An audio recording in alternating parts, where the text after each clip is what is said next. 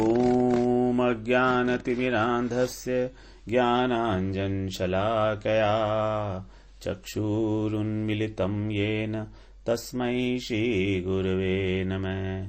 वाञ्छाकल्पतरुभ्यश्च कृपा सिन्धुभ्यैव च पतितानां पावनेभ्यो वैष्णवेभ्यो नमो नमः। नमो महावदान्याय कृष्णप्रेमप्रदायते कृष्णाय कृष्णचैतन्य नाम्ने गौरत्विषे नमः। हे कृष्ण करुणा सिन्धो दीनबन्धो जगत्पते गोपेश गोपिकान्त राधाकान्त नमोस्तुते। तप्त कांचन गौरांगी राधे वृंदावनेश्वरी वृषभानुसुते देवी प्रणमामि हरिप्रिये। वृंदाय तुलसी देव्यै प्रियायै केशवस्य च कृष्ण भक्ति प्रदे देवी सत्यवत्यै नमो नमः। श्री कृष्ण चैतन्य प्रभो नित्यानंद श्री अद्वैत गदाधर शिवसदि गौरभक्तवृंद। हरे कृष्ण कृष्ण कृष्ण हरे हरे हरे राम राम राम हरे हरे। हरे कृष्णा। सर्वप्रथम मैं अपने गुरुपाद पद्म ओम विष्णुपाद अष्टोत्तर शत श्री श्रीमद् भक्तिवेदांत माधव गोस्वामी महाराज के चरण कमलों में अनंत कोटि दंडवत प्रणाम ज्ञापन करता हूं। हम लोग श्रीमद् भगवद गीता का चौथे अध्याय का हमने 34वां श्लोक श्रवण किया। उसमें भगवान ने तत्व ज्ञान को प्राप्त करने की जो विधि है उसको बताया था।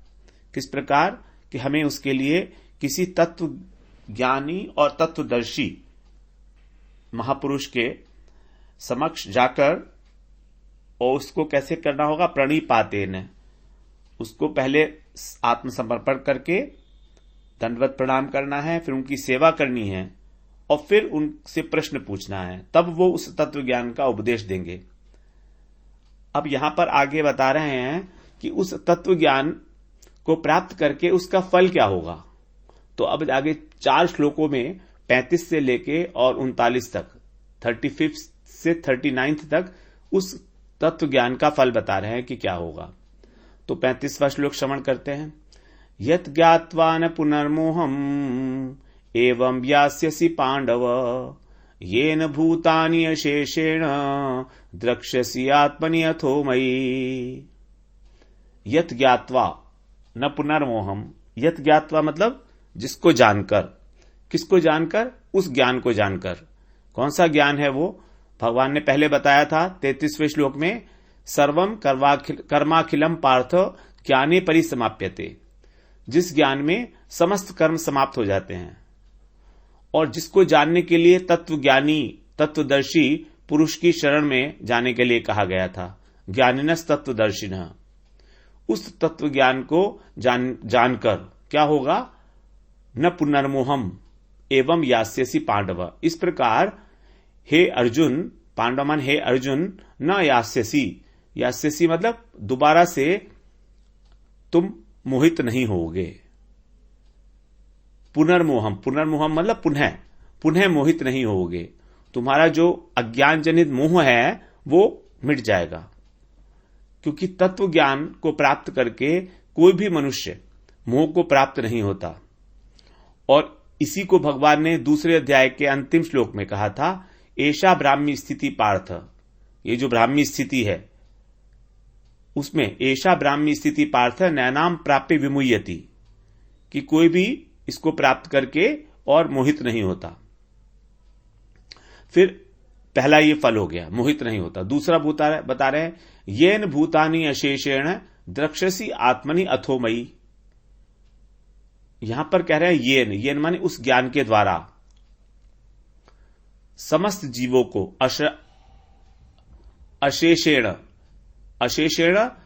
भूतानि, अशेषेण माने समस्त भूतों को, जितने भी जीव हैं, जितने भी प्राणी हैं, वो सभी प्राणियों को येन भूतानि अशेषेण द्रक्ष्यसि आत्मनि अथोमयि। द्रक्ष्यसि माने दर्शन करोगे।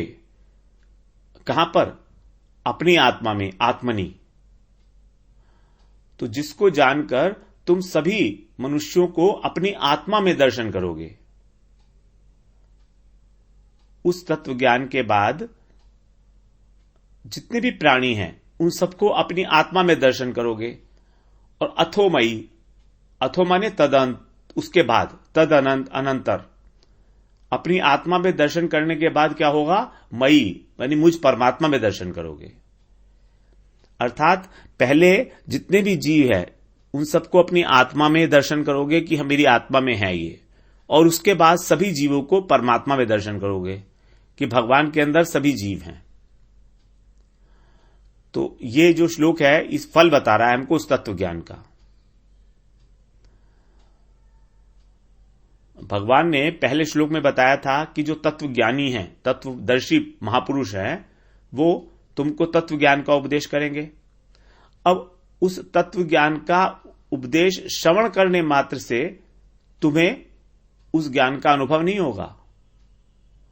हम लोग भी तो श्रवण करते हैं ना, लेकिन क्या हमें अनुभव हो जाता है? नहीं होता, क्योंकि वो वस्तु ही ऐसी है, वो ज्ञान ही ऐसा है। वो कैसा ज्ञान है? आश्चर्यमय ज्ञान है। श्रुत्वापि एनम वेद न चैव कश्चित्। दूसरे अध्याय में भगवान ने बताया था कि उस आत्मा को कोई आश्चर्य की भांति देखता है, कोई आश्चर्य की भांति सुनता है, और कोई आश्चर्य की भांति सुनकर भी उसको नहीं जान पाता। श्रुत्वापि एनम, एनम माने उस ज्ञान को, उस आत्मा को, श्रुत्वापि एनम वेद न चैव कश्चित्, सुनकर भी उसको नहीं जान पाता। इतना आश्चर्यजनक चीज है वो, जो आत्मा है वो।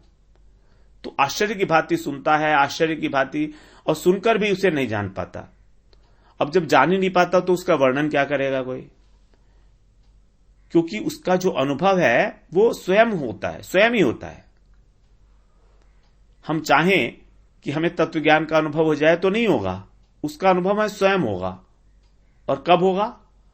जब हमारा इस जड़ संसार से आसक्ति नहीं होगी, जब हमारा इस जड़ संसार में रहते हुए भी इस जड़ संसार से विच्छेद हो जाएगा। विच्छेद होने का मतलब आसक्ति नहीं रहेगी। जब आसक्ति नहीं रहेगी तब उसका अनुभव होगा। क्योंकि अभी हमारा इस संसार से संबंध है आसक्ति से, आसक्ति के द्वारा। तो हमारा जो विवेक है, आत्म अनात्म विवेक, कि हम अपने शरीर से एक पृथक वस्तु हैं, ये जागृत नहीं है। जड़ और चेतन के भेद को हम अभी नहीं अनुभव कर पा रहे हैं कि मेरा शरीर जड़ है और मेरी आत्मा चेतन वस्तु है। अगर ये अनुभव हो जाए तभी हमको मोह नहीं होगा, क्योंकि फिर इस शरीर से संबंधी जितनी भी चीजें हैं उनसे हमारा मोह खत्म हो गया, क्योंकि हम शरीर हैं ही नहीं। मोह हमेशा उसी से होता है जिससे हमारा संबंध होता है। अब जब हमारा शरीर है ही नहीं तो शरीर से संबंधी वस्तु भी हमारी नहीं है, और शरीर से संबंधी वस्तु वही है मोह का कारण। इस शरीर से संबंधी वस्तु, व्यक्ति, स्थान, वो सब हमारे मोह का कारण है, और उसका कारण है आसक्ति। जब तक हमको इस शरीर में आसक्ति है तब तक ही हमको इस जितनी भी दैहिक वस्तुएं हैं, देह से संबंधी, उसमें आसक्ति रहेगी। अब अर्जुन का मोह क्या था? पहले अध्याय में ही अर्जुन का मोह प्रकट हुआ था। पहला मोह था उनका, युद्ध में सारे मेरे जितने भी कुटुंबी हैं, मेरे सगे संबंधी हैं, ये मारे जाएंगे।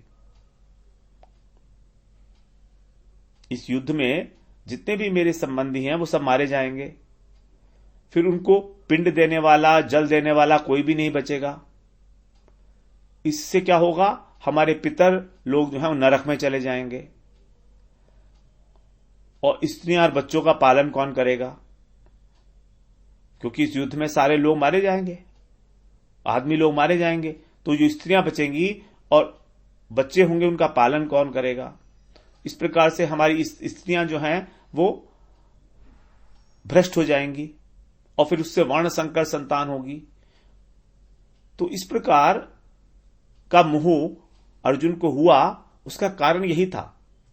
कारण था उनका देह में आसक्ति। देह में आसक्ति होने के कारण सभी दैहिक वस्तुओं में भी आसक्ति उनकी हो गई और सारे संबंधी जितने भी हैं हमारे, वो सब हमारे देह से संबंध है उनका, आत्मा से हमारा उनका कोई संबंध नहीं है। तो इस मोह का कारण क्या था? अज्ञान। अब इस अज्ञान जनित मोह का जो नाश होगा वो होगा तत्व ज्ञान से। तत्व ज्ञान से मोह का नाश एक ही बार होता है और एक बार में हो गया तो वो सदा के लिए हो गया। ये नहीं कि बार बार फिर मोह होगा। एक बात समझ में आ गई तो आ गई। यदि एक बार हमको ये अनुभव में आ जाए कि हमारा आत्मा और हमारी शरीर पृथक वस्तु हैं, तो ये ज्ञान सदा के लिए हो जाएगा हमारे पास, क्योंकि इसका अनुभव हो गया हमको। तो इस ज्ञान को प्राप्त करके हमारे अंतःकरण में जो मोह हो रहा है वो नहीं होगा। अर्थात मोह का कारण क्या है? मोह का कारण है हमारा मनोधर्म। ये हमारे मन की मान्यता मात्र है कि ये सारे संबंधी मेरे हैं। किसी वस्तु को हमने मित्र मान लिया, किसी को हमने शत्रु मान लिया, ये हमारे मन की धारणा है। इसी को बोलते हैं मनोधर्म। जो हमारे शरीर को सुख पहुंचाता है उसको हमने कहा वो मित्र है, और जो कष्ट पहुंचाता है उसको हमने कह दिया ये हमारा शत्रु है। और हम इसी मनोधर्म के द्वारा ही अपने जीवन में परिचालित होते हैं। हमारी सारी गतिविधियां इस मनोधर्म को ही केंद्र में रख के की जाती है। हमसे जितने भी हमारे कार्य हैं, यदि हम गुरु की सेवा भी करने हैं तो भी हम गुरु की इच्छा के अनुसार नहीं करते हैं, अपने मनोधर्म के अनुसार करते हैं। तो इस प्रकार की जो सेवा है वो गुरु की सेवा नहीं है, वो मनोधर्म है। वो सेवा नहीं हो सकती, क्योंकि सेवा होती है हमेशा गुरु की इच्छा के अनुसार। तो यहां पर कहने का तात्पर्य यही है कि जो आत्म अनात्म विवेक रूपी तत्व ज्ञान है, उसकी प्राप्ति के पश्चात कोई भी मनुष्य कभी भी मोह को प्राप्त नहीं होता। अर्थात यदि कोई व्यक्ति हमारे स्थूल शरीर को या हमारे सूक्ष्म शरीर को कष्ट पहुंचाए या सुख पहुंचाए, तो ना तो हमको क्रोध आएगा और ना हमको खुशी होगी। यही है मनोधर्म के द्वारा मोहित न होना।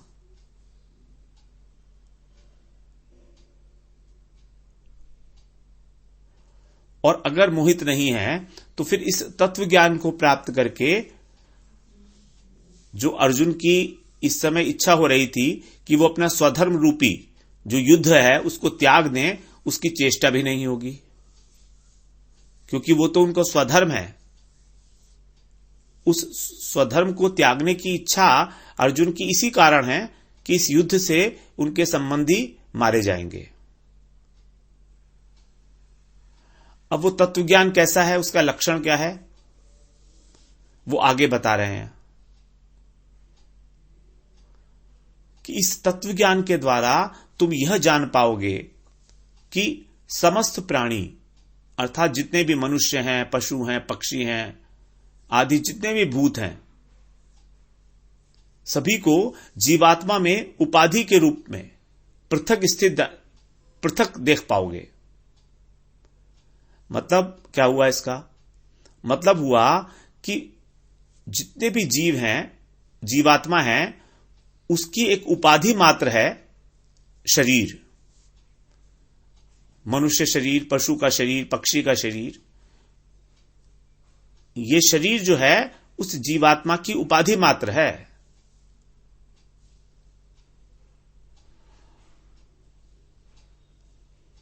अर्थात यदि तुमने अपने शरीर को आत्मा से एक पृथक वस्तु अनुभव कर लिया तो क्या होगा, तुम्हें इस अनुभव की भांति ही सारे प्राणी आत्मस्वरूप जान पड़ेंगे। जैसे हमने स्वयं को यह अनुभव कर लिया कि हमारी आत्मा अलग है और शरीर अलग है, तो जब हम देखेंगे किसी दूसरे के व्यक्ति को तो भी यही समझेंगे कि इसकी आत्मा और इसका शरीर भी पृथक पृथक है। हम जो है उसकी उपाधि, उसके शरीर की उपाधि, अर्थात कि वो मनुष्य शरीर है, वो पशु शरीर है, वो पक्षी शरीर है, इस उपाधि को नहीं देखेंगे। क्योंकि मनुष्य शरीर मिलना और पशु पक्षी शरीर मिलना ये जीव नहीं है, ये उपाधि है। क्योंकि जीव वही होता है जो स्वयं जीवित रहता है और अन्यों को भी जीवित रखता है, वही है जीव। जीवति जीवयति इति जीवः, जो स्वयं जीवित रहता है और अन्यों को भी जीवित रखता है, वही है जीव।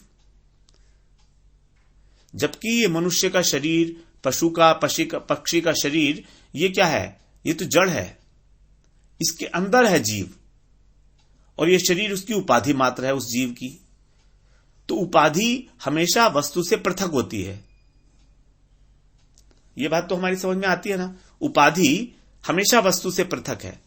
जैसे प्राइम मिनिस्टर एक उपाधि है, नरेंद्र मोदी एक व्यक्ति है।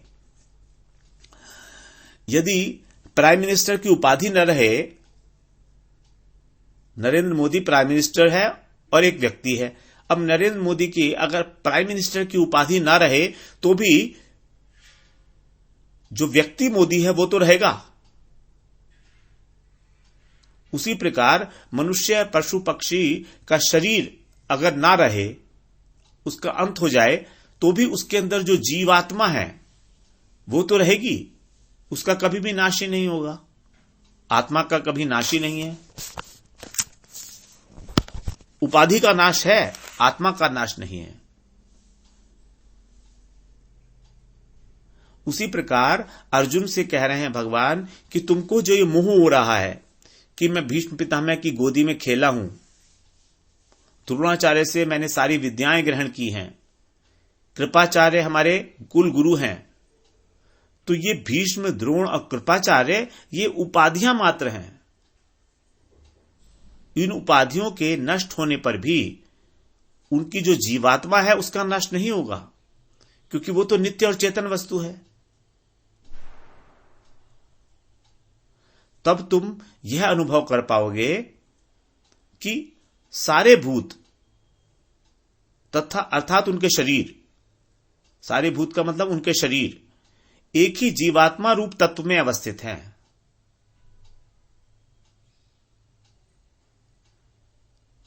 सारे शरीर जितने भी हैं वो एक ही तत्व एक ही है, आत्मा। उस जीवात्मा के रूप में अवस्थित हैं उनके शरीर, केवल उपाधि के द्वारा ही अलग अलग दिखाई दे रहे हैं। आत्मा तो एक है। आत्म तत्व जो है उसका जो प्रॉपर्टी है, उसका जो गुण है वो एक ही है। चाहे वो मनुष्य के शरीर में हो, चाहे वो पशु पक्षी के शरीर में हो, चाहे वो भीष्म पितामह के शरीर में हो, चाहे वो अर्जुन के शरीर में हो, उसका तो एक ही प्रॉपर्टी है, एक सिमिलर प्रॉपर्टीज। और यह सब होगा कब? ये होगा तभी जब तुमको अपना बोध हो जाएगा कि तुम्हारी आत्मा और तुम्हारा शरीर पृथक हैं। तभी तुम अन्य देहधारी जो हैं उनकी आत्मा और उनके शरीर का पृथकत्व जान पाओगे। और यह बहुत सामान्य सी बात है कि हम इस जगत में प्रत्येक वस्तु को अपने अनुभव के आधार पर ही देखते हैं। प्रत्येक वस्तु को यदि हमारा अनुभव है तो हम उस वस्तु को वैसा ही ग्रहण करते हैं। उदाहरण के लिए, यदि किसी व्यक्ति के हाथ में दर्द हो या उसके हाथ में फ्रैक्चर हो जाए तो जब वो बाहर निकलेगा तो उसके जो और फ्रैक्चर वाले लोग दिखाई देंगे वही उसकी दृष्टि जाएगी ज्यादातर उसके ऊपर, क्योंकि उसके हाथ में फ्रैक्चर है, इसलिए वो उसको विशेष रूप से दिखाई देंगे, स्पष्ट रूप से उसके दृष्टि पथ में आएंगे वो लोग, उसके पहले नहीं आ रहे थे। या जैसे हम लोग जो है सफेद कपड़े पहनते हैं, धोती पहनते हैं, कुर्ता पहनते हैं सफेद, तो बाहर निकलने पर भी हमें सफेद धोती कुर्ते वाले ज्यादा स्पष्ट रूप से दिखाई देंगे और बाकी इतने दिखाई नहीं देंगे, वो तुरंत आ जाएंगे हमारे दृष्टिपथ में। या किसी के हाथ में माला है अगर, तो एकदम हमारा ध्यान उसकी ओर जाएगा, क्यों? क्योंकि हमारे हाथ में भी माला है। तो हम अपने अनुभव के आधार पर ही दूसरे लोगों को देखते हैं। तो उसी प्रकार से जब स्वयं में आत्मा और शरीर की पृथकता का अनुभव होगा तो हमके औरों में भी वही अनुभव दिखाई देगा, पृथकता। इस संबंध में ईशावास्योपनिषद में भी कहा गया है इसी तरह की द्रक्षसी आत्मनि अथोमयी, इस तरह की बात उसमें भी कही गई है। उसमें कहा गया है यस्मिन् सर्वाणि भूतानि आत्मैभूत विजानतः तत्र को मोह कह शोक एकत्वम अनुपश्यतः। जो सर्वाणि भूतानि, यस्मिन माने जिसको, सर्वाणि भूतानि माने समस्त जीवों में, आत्मैव, आत्मे का मतलब केवल आत्मा को ही, अभूत माने विद्यमान, विजानतः माने जानता है। जो सभी प्राणियों में केवल आत्मा को ही विद्यमान जानता है, आत्मैव अभूत जानता है, वहां पर तत्र का मोह, तत्र को मोह, को मोह का मतलब उसको क्या मोह होगा, कह शोक है, उसको शोक भी क्या होगा, क्योंकि एकत्वम अनुपश्यत है, क्योंकि वही उस आत्मा को एकत्वम का मतलब यहां पर बताया गया है भगवान के समान गुणों वाला। एकत्वम अनुपश्यतः, अनुपश्यतः का मतलब निरंतर देखता है। एकत्वम का मतलब यहां पर है भगवान के समान गुण वाला। एकत्वम का मतलब यहां पर यह नहीं है कि उनको भगवान देखता है, भगवान के रूप में देखता है, नहीं, भगवान के समान गुणों वाला देखता है। जैसे भगवान नित्य है, जैसे भगवान सच्चित आनंद है, उसी प्रकार से जो आत्मा है यह भी सच्चित आनंद है, नित्य है। तो जो उस प्रकार का एकत्वदर्शी पुरुष है, उसके लिए क्या शोक है और क्या मोह है। तो यहां पर आत्मा को जो देखना है वो आत्मा को भगवान के अंश के रूप में देखना है। जैसे भगवान बता रहे हैं 15वें अध्याय में बताया भगवान ने 7वें श्लोक में, ममई वंशो जीवलोक जीवभूत सनातन है। जितने भी जीव हैं ये सब मेरे अंश हैं, ममई वंशो, मेरे ही अंश हैं। तो उस आत्मा के जो लक्षण हैं वही उसे ही बताएगा एकत्वम। आत्मा भगवान का अंश होने के कारण गुणात्मक दृष्टि से अभेद है भगवान से। जिस प्रकार एक चिंगारी है, अग्नि है और चिंगारी है। अब अग्नि और चिंगारी गुण की दृष्टि से एक हैं, लेकिन फिर भी वो चिंगारी मात्रा के अनुसार क्वांटिटेटिवली अग्नि के समान नहीं हो सकती, क्योंकि चिंगारी में जितना ताप है और जितना प्रकाश है वो अग्नि के ताप से और प्रकाश से के सामने बिल्कुल नगण्य है, तुच्छ है, क्षुद्र है। उसी प्रकार हमारी आत्मा में जो सत्यचित आनंद गुण हैं ये क्षुद्र मात्रा में है, तुच्छ मात्रा में है, बहुत कम मात्रा में है।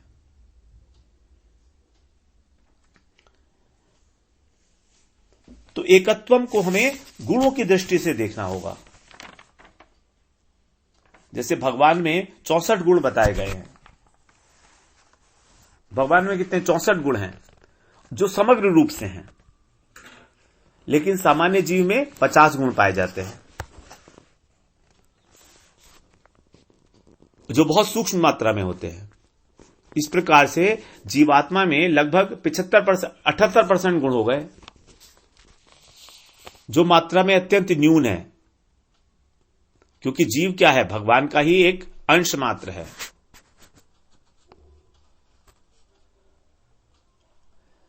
दूसरा उदाहरण इसका ले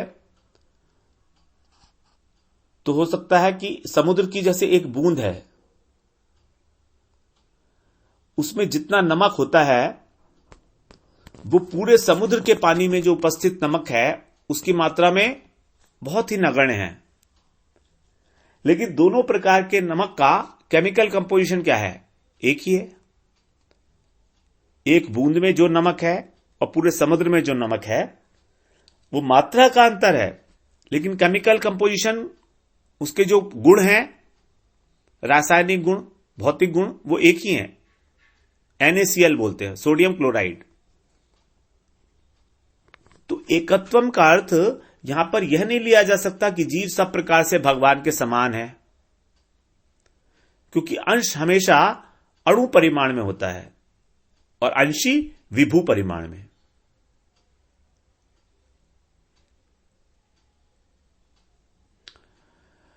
तो इस प्रकार से